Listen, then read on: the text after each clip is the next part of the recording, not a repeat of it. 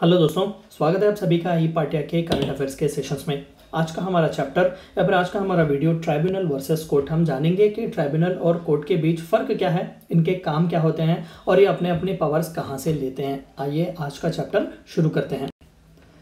Court of law and tribunal, इन दोनों के बीच का डिफरेंस जानने की कोशिश करते हैं। देखिए, court of law it is part of traditional judicial system where by judicial powers are derived from the state. Directly state से ही, कॉन्स्टिट्यूशन से ही इन्हें पावर्स मिलते हैं। जब हम जुडिशरी कहते हैं, कोर्ट कहते हैं, तो भाई स्पेसिफिकली किसी एक्ट या लेजिस्लेशन की जरूरत नहीं है। वो स्टेट का एक हिस्सा है, स्टेट का एक ऑर्गन है। जिस तरीके से हम एग्जीक्यूटिव, लेजिस्लेटिव और जुडिशरी के बारे में बात करते हैं, तो स्टेट का एक अहम हिस्सा है। बिना इसके स्टेट बन ही नहीं सकता, यानी कि इनबिल्ट फीचर है ये एक पॉलिटिकल सिस्टम के। बट ट्राइब्यूनल्स ये ऐसा नहीं है, ये इनबिल्ट फीचर नहीं है। It is an agency created by the statute and invested with judicial powers. इन्हें क्वाज़ी जुडिशियल बॉडीज भी कहते हैं। हमने ऑलरेडी ट्राइब्यूनल्स पर एक वीडियो बनाया हुआ है, मैं आपसे रेकमेंड करूंगा कि आप वो वीडियो पहले देख लें। तो ये दरअसल एक एग्जीक्यूटिव ऑर्डर से या फिर स्टैट्यूट से, यानी कि एक स्पेसिफिक लेजिस्लेशन के द्वारा जो है ट्राइब्यूनल्स बनाए जाते हैं और उनमें जुडिशियल पावर्स दिए जाते हैं वांटेडली कि वो स्पेसिफिक इश्यूज से डील करें। तो ट्राइब्यूनल्स जो है वो सिमिलर हैं जुडिशरी के, लेकिन जुडिशरी नहीं है, इसीलिए उन्हें क्वाज़ी जुडिशियल बॉडीज कहा जाता है। The civil courts have judicial power to try all suits of civil nature unless the cognizance is expressly or impliedly barred. कोई भी कंप्लेंट लेकर आप किसी भी कोर्ट के पास जाइए, वो एक्सेप्ट करेंगे। सिविल कोर्ट है तो सिविल रिलेटेड कोई भी इशू, क्रिमिनल कोर्ट है क्रिमिनल रिलेटेड कोई भी इशू, लेकिन ट्राइब्यूनल में यहाँ पर इस तरीके से नहीं होता। Tribunals have the power to try cases of special matter which are conferred on them by statutes. मान लेते हैं कि एडमिनिस्ट्रेटिव ट्राइब्यूनल है, एडमिनिस्ट्रेटिव रिलेटेड डिस्प्यूट्स कंप्लेंट से ही डील करेगा। एनजीटी है, नेशनल ग्रीन ट्राइब्यूनल, एनवायरमेंट से रिलेटेड ही कंप्लेंट्स वो लेगा। लेकिन जुडिशरी में इस तरीके का कोई भी प्रावधान नहीं दिया गया है। पोल्यूशन है, आप कोर्ट में जा सकते हैं कंप्लेंट करने के लिए। इनकम टैक्स रिलेटेड है, तब भी आप कोर्ट जा सकते हैं। तो कोर्ट्स जो है वो बहुत ही पावरफुल होते हैं, ट्राइब्यूनल्स जो है वो उतने पावरफुल नहीं होते।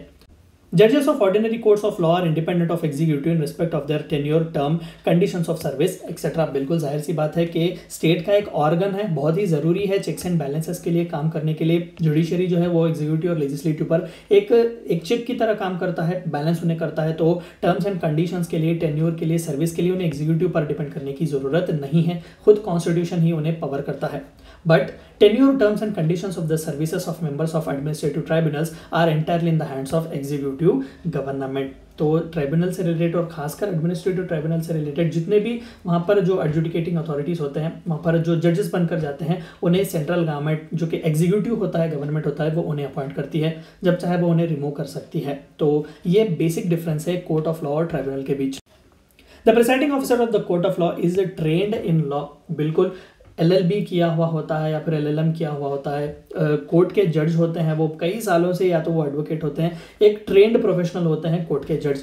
द प्रेसिडेंट और member of a tribunal may not be trained as well in law, he may be an expert in the field of administrative matters. जरूरी नहीं है कि आपने लॉ की डिग्री ही ली हुई हो। एडमिनिस्ट्रेटिव ट्राइब्यूनल है, फॉर एग्जांपल किसी सीनियर ब्यूरोक्रेट को जो बहुत ही अच्छा एक्सपीरियंस रखते हैं एडमिनिस्ट्रेशन में, उनको आप वहाँ का प्रेसिडेंट या फिर चेयरमैन बना सकते हैं। A court of law is bound by all the rules of evidences and procedure. Indian evidence act हो गया, IPC हो गया, CRPC हो गया। चाहिए कि इंडियन जुडिशरी जो है इन सभी एक्ट्स को फॉलो करें, रूल्स एंड प्रोसीजर्स जो रखे गए हैं उन्हें फॉलो करें। But N administrative tribunal is not bound by rules but bound by the principle of natural justice.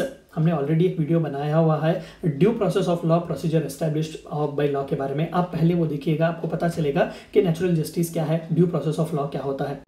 तो यहाँ पर किसी भी तरीके का बॉन्डेज नहीं रखा गया है कि IPC, CRPC, एविडेंस एक्ट वगैरह को आपको फॉलो करना है, ऐसा कुछ भी नहीं है। You are free. जस्टिस देने के लिए जो है आप अपना खुद का प्रोसीजर बना सकते हैं, आप कोई भी तरीका फॉलो कर सकते हैं।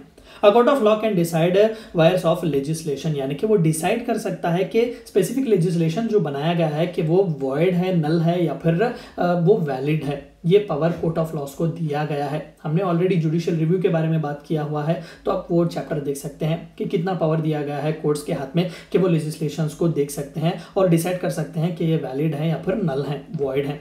एडमिनिस्ट्रेटिव ट्राइब्यूनल्स के नॉट डू सो। वो किसी भी लेजिस्लेशन में जाकर ये नहीं कह सकते कि भाई ये लेजिस्लेशन गलत है, हम इसे मार रहे हैं, ये फंडामेंटल राइट्स के खिलाफ है। ऐसा कोई भी जजमेंट वो प्रोनाउंस नहीं कर सकते। महज वो डिस्प्यूट रेजोल्यूशन के लिए, कंप्लेंट्स लेने के लिए और उसे रिजॉल्व करने के लिए ही बनाए जाते हैं। तो ये डिफरेंस है कोर्ट के और ट्राइब्यूनल के बीच। थैंक यू फॉर वॉचिंग ई पाठ्य।